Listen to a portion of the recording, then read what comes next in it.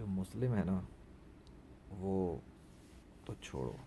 سب سے پہلے میں خود ہندو بننے کے لیے تیار ہوں.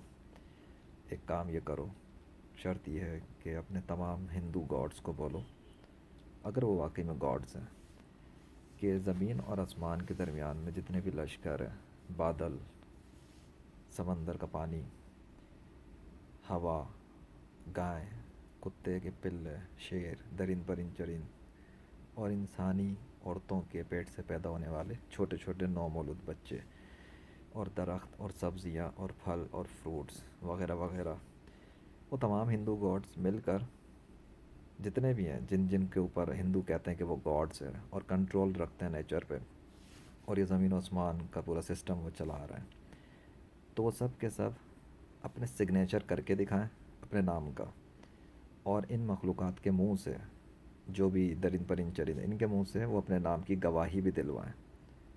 یہ شرط پوری کر دو، سب سے پہلے میں ہندو بننے کو تیار ہوں.